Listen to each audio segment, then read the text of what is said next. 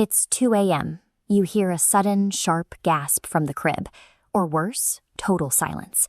You grab your phone, bathed in that harsh blue light, typing symptoms into a search bar while your heart hammers in your chest.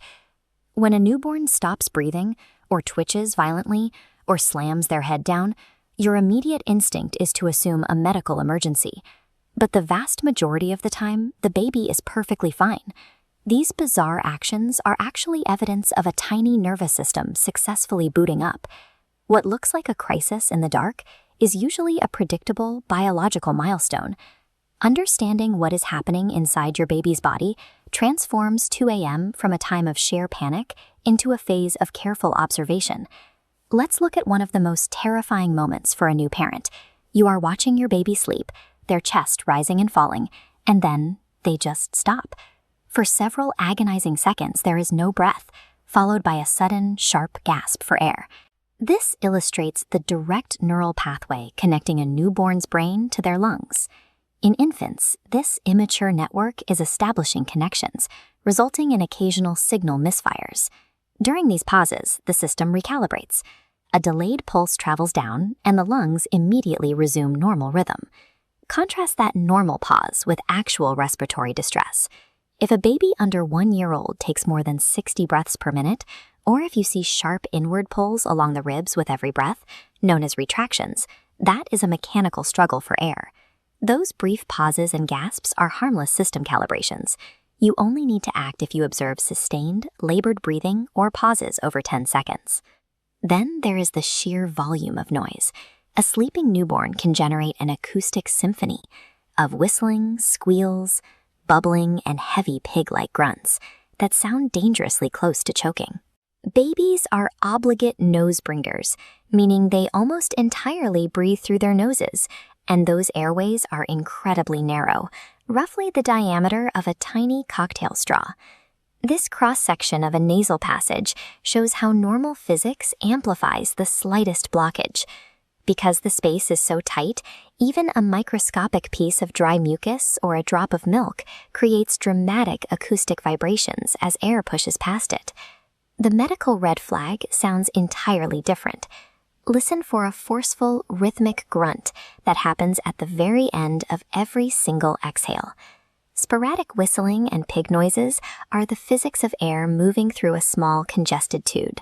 A rhythmic, heavy grunt after every breath indicates the lungs are working overtime to keep the airways open, requiring a doctor's attention. Perhaps the most visually shocking nighttime behavior happens around the 6 to 9 month mark. A baby might violently rock on their hands and knees or repetitively slam their head into the mattress with a heavy, steady thud. We look to the inner ear's vestibular system, the network responsible for spatial awareness. Rhythmic movement directly stimulates the system. As rocking continues, the gears sink into a steady rhythm. This violent-looking action is actually a highly effective method for an infant to self-soothe. Medical intervention is straightforward.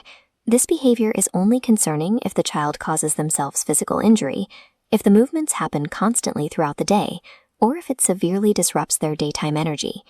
Headbanging is rarely a sign of self-harm or a neurological disorder.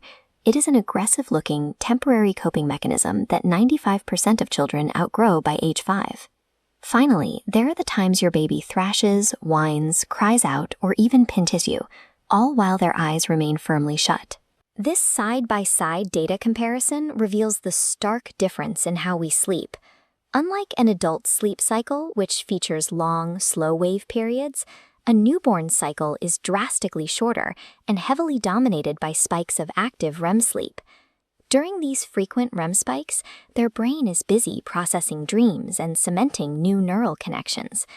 Thrashing, whimpering, and pinching are physical byproducts of an active brain moving between these rapid peaks. Rushing to pick up a thrashing baby who is actually asleep will unnecessarily jolt them awake. By physically intervening, you accidentally turn a normal sleep transition into a real sleep disruption. Lying awake in the dark, tracking every breath and flinch, takes a massive emotional toll. Your protective instincts are working exactly as they should, keeping you vigilant. But those loud, jerky, and bizarre sleep behaviors are rarely emergencies. They are simply the sounds and movements of a tiny human operating system successfully coming online. You can release the guilt of not springing into action at every squeak. Trust the biological process unfolding in the crib. Close your eyes and allow yourself to finally get some sleep.